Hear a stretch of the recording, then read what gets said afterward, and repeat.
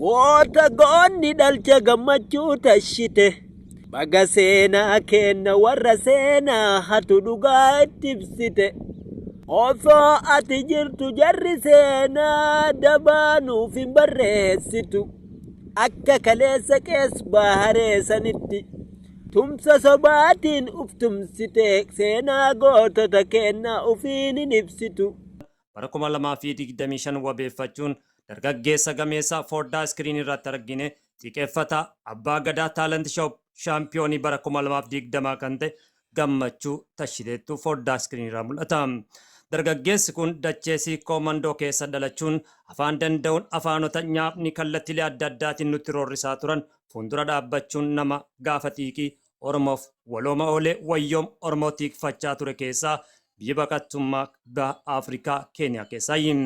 Gammachuun tashitee akkuma beekamu afaan aartiitiin aartii Oromoo qofaan osoo hin taane asoosama Oromoo fayyadamuudhaan ilmaan Oromootiif gaafa rakkoo nama dhaabbachaa ture keessaa marsaalee hawaasummaa irratti viidiyooleen hedduun ragaa bahu. Eeyyingaa dhiyeenya kana keessatti keessaayyuu waa'ee rakkoo Oromoo irratti afaan aartiitiin deebiilee gurguddaa deebisaa ture. Gammachuu tashite abbaa shaampiyoonii bara 2020 kan ta'e gadaa taalent shoo irrattis morkiilee ciccimoo geggeessuudhaan aartii Oromootiin golaa fi golee Oromiyaa keessatti kallattiilee adda addaatiin qabeenya uumamaa leecaloo sirna gadaa uumee kaleessaa ateetee fi akkasumas buna qalaa Oromootiin dorgomaa ture. Gammachuu tashite. Goota lolaaf jaalatu, arjaa kennaaf jaalatu, beekaa dubbiif jaalatu, hundumaa keessa qabna uumadhaaf haa galatu. Harmeen haa galatoomtu kasinuuf gumaachite, kan naamusaan guddate jaba ilma tashite, warra taqabal jedhu jecha sarara lamaan sirrii isaan galchite. Dubbattu dubbii qolta deemtu tarkaanfii tolta, abbaa jechoota dilbii kan sagaleen kiilolee, siif walaleessuuf jedhee waanan jedhu wallaalee. Baga sirrii galchite warra of tuulummaadhaan lafa nutti dhiphisu ammas itti jabeessi waraqaan siif haa diriiru qalamni kee haa mirgisu. Gammeeni Oromoo koo jedhee isiniin dhaadata koottaan jabeeffannaa jabaa ofii kana abba jabeeffata. Abukaatoo Oromoo kan diina sirraa cabsu ati kan fooloo gootu isa kutaaf amantiin qoodee si arrabsu. Onnattuu xiiqoftuu mucaa dargaggeessa diina sirraa qolaa ciraashii fageessaa yaada garaa keetii dubbata si keessaa hambaa jaallewwaniif gootowwan kaleessaa sanyii leenjisoo diigaa guddisa liyyii cirrii diina morma qabnaan irraa gadin buutu rasaasa Oromootati ilma waaqoo guutu. Haqa Oromoon dabsu sagalee ol qabee addunyaaf gabaasa sabaaf dawaa ta'ee diina garaa raasa. Duraan dursee viidiyoo kana mee koopiliingi sheer riipoosti godhuudhaan gammachuu tashitee biraan naagaa. Maali seetan? Bira ga'uu qaba viidiyoon kun. Filis biraan ga'a. Mucaan san nama Oromoodhaaf baay'ee hojjete. Ana isa gaara keessa jiru kanarra mucaa baay'ee saba isaatiif hojjechuu jirudha tokko. Akkas jeena mana.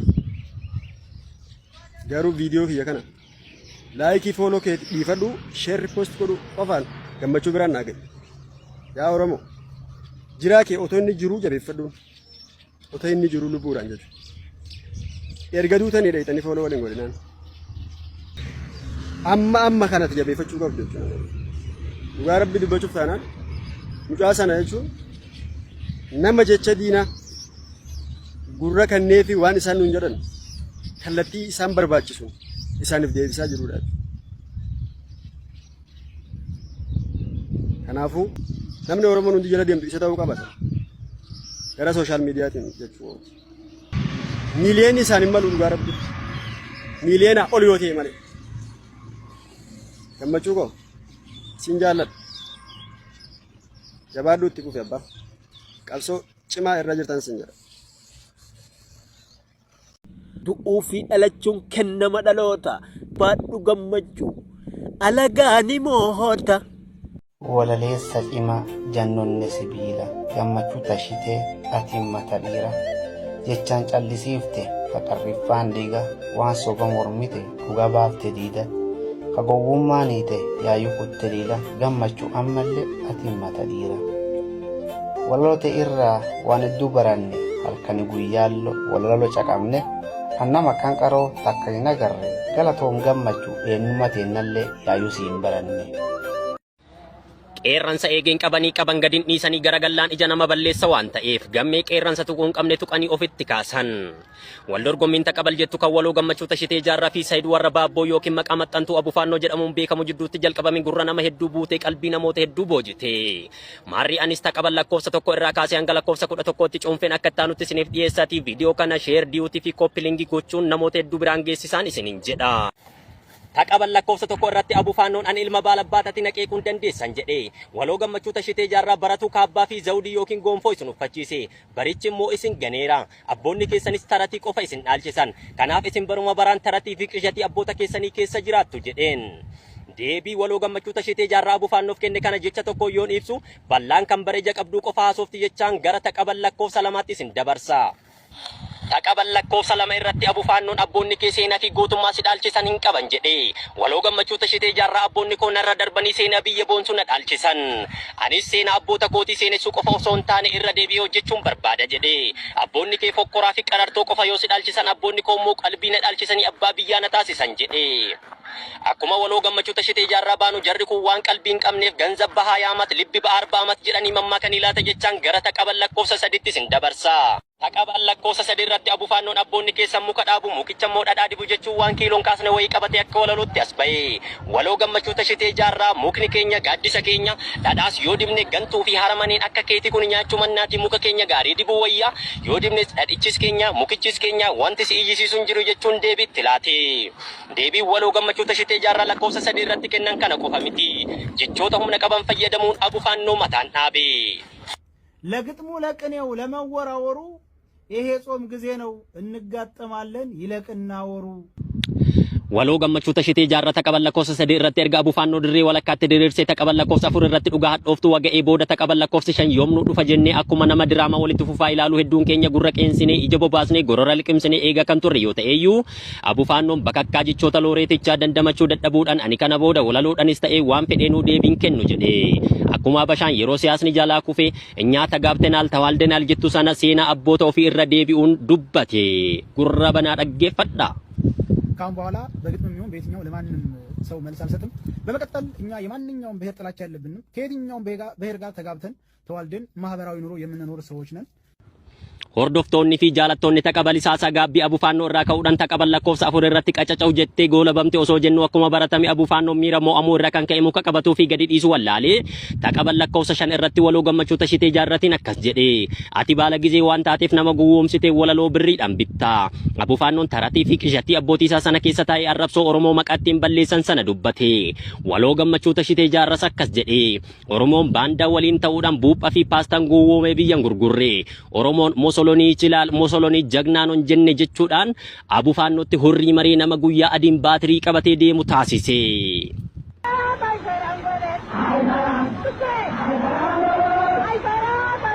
Abufaannoon miira mo'amuu irraa kan ka'e dhagaan inni fonqolchine hin jiru. Taqabal lakkoofsa jaha irratti ofii isaatii leencatti of fakkeessee gammee arrabsuuf yaalus gammeen durumaanuu ayyaantummaa walaloo waan irra buufateef Abufaannoo jecha sarara lamaatiin diriirsuuf yeroo ittiin fudhanne. Hanga hurrii sitti maramtee karaan si harkaa badee raatooftuu firoonni kee osoo karaa sitti argisiisanii maal qaba jedheet akka Abufaannoon ergamtuu garee finxaalessa faannoo ta'eetti hime. Abufaannoonis maraattummaa eenyummaa yookiin identity crisis keessa galee ani Oromoodha jedhee guutummaan guututti waloo gammachuu tashitee jaarratti harka laate. እኔ ኦሮሞ ነኝ ችግር የለውም እኔ አሁን Abufaannoon akkuma abbootii isaa bifa gaararraa waan qabuuf kana booda harka saalaatee karaa nagaatiin jiraata osoo jennu taqabal lakkoofsa torba irratti bifa jijjiirratee Oromoo arrabsuun as bahee gammachuu dhiisitii Caalaa fi Mardaasanis osoo dhufanii nan dandeessan jedhee akka nama dhaadatu wayii of godhe. Caalaa fi Mardaasanis bakka jiranii ol ka'uun ayyaantummaa walaloo isaan irra buufateen Abufaannoo akkas jechuun cafaqan. Yaayee በውሃ ይጫወታል ቆማጣውን ቆማጣ ካላሉት ገብቶ ይፈተፍታል. ይሄው መተናል ጫላና መርዳሳ የጀግኖቹ ዘርኔን የነ አቡነ ጴጥሮስ መገርሳ በዳሳ እንኳን ለገመቹ ለወዴል ነፍጫላ መርደሳ ሚጨምር ተከትሎ ጫላ እነሆ መተናል ጫላና መገርሳ ጅበቅሙንሳ ያውቀው ከገጠም አንበሳ ጉጉራሌን አባ ገዳ ወለሎ ወልጀላ ቡቱን Abufaannoo ሰሬሮ ባጎቴ ተቀበል lakkoofsa saddeet irratti Abufaannoon garee finxaalessa faannoo goota jechuun jajuun as baye. Abufaannoon gowwoometu garee finxaalessaa kana faarsa malee sabaanis akka isaan hin taane beekamaadha. Abbaan jechoota dilbii waloo gammachuu tashitee jaarras kana argeetu jecha takkaan akkas jechuun abufaannoo mataan dhaabe. Nama sammuun dhiphaa afaantu bal'ataa gowwaan argaa toleet haasa afookkata jedheeni. Waloo gammachuu tashitee jaarraa abufaannoo kirriirra oofe. Abufaannoon abdii kutannaa dhumaatiin waan walaleessu wallaalee taqaban lakkoofsa 9 irratti gama tokkoon Oromoo arrabsaa gama birootiin immoo akka nama durboota Oromoo jaalatee of fakkeesse waan kiiloon kaasne takka qabatee as bahe. Gammeenis ati akkuma foonarree yoo sireerra si kaa'an lafa gangalachuu jaalatte jechuun durboota Oromoo namni kabajan qabne fuudhuu akka hin dandeenye jabeessee itti hime. Jechoonni waloo gammachuu tashitee jaarraa abufaannoo akka re'ee dulloomte mogolee jalatti qallisuus of jajjabeessuuf jecha taqaban lakkoofsa 10 irratti hoogganaa garee shoror keessaa faannoo zammanaa kaasee faarsuudhaan nutti as bahe. Gammeenis sareen daabboof jecha ollaatti eegiraasti jechuun jecha takkaan mataan isa dhaabe. Abufaannoon jecha waloo gammachuu tashiteen akka dhagaa mana baaburaa waqaramee kan hin quufne taqaban lakkoofsa 11 irratti jibbaata falmachaa akkas jedhe. Ati ilma garbichaati, ani ilma nugusaati ofiin jedhe. Abbaan jechoota dilbii kan ayyaantummaa walaloo irra buufate waloo gammachuu tashitee jaarraa akka abufaannoon lammaffaa ol jedhee isan ilaalletti deebii kenneefi. Jalqaba nugusa ta'uuf gullicha arabaa jalaa bahe. Osoo gullicha arabaa jala teessee arabaaf ruuzii bilcheessitu ani ilma nugusaati jechuun qaanidha jedheeni. Haaluma kanaan wal dorgommiin taqabal kan waloo gammachuu tashitee jaarraa fi abufaannoo jidduutti gaggeeffamaa turte 11-0dhaan injifannoo waloo gammachuu tashitee jaarratiin goolabamtee jirti. Abufaannoon gammee waliin wal dorgommiin nagee jechuun harka laatuyyuu fakkaattonni isaa akkuma fiiginsa ulee wal harkaa fuudhuu dabareetti darbanii saba guddaa kana maqaa xureessuu irratti argamu. Maarrii gammeenis abufaannoo erga dirree walakkaatti diriirseen booda fakkaattota isaatti darbuun dhugaa hadhooftuu liqimsiisaa jira. Maarrii gammeedhaaf fooloo miliyoonni hin maluuf jettaniire. Maal eegdure? Kutaa biraatiin hanga walitti deebinutti horaa bulaa deebanaa fayyaa ta'a. Nadhagahameetii waraabee maaltu nadhagahame gammachuu tashitee nama jiru kana. Follow godheen jira kana duratti qoture video jalqaba inni waraabee irratti ani waan takka kana dhibe Oromoon namni hanga Sa'iid warra baabboonu tuffatee nu arrabsee miidiyaa kanarra hin jiru beek namni hanga Sa'iid nu dhaadatu illee hin jiru duniyaa kanarra yeroo ammaatitti isa kanaaf namni deebisaa deebisuu fe'umsoota Oromoo keessaa dhabame nama isaa wajjin geemii taphatu malee nama isaa wajjin bakka Sa'iid wajjin geemii taphatanii guyyni Oromoo arrabsu jecha takka takka deebisaa ababaatti guurratan malee namni dhugaan akka mucaa kanaatti deebisaa deebisee hin jiru dhugaa dubbachuudhaaf mucaan kun deebisaa likkii quubsaa Oromoo madaanu bifa beekumsa qabuun bifa nama hubachiisuun bifa isaan aarsuu danda'uun deebisaa dhugaa akka nama bakka sammuu abeetuun deebisaa jechuudha. Oromoon hunda keessatti waan isii hin fayyadne qofa jala oolanii. Mucaa kana viiwidii sin laaltan nama miliyoona takka.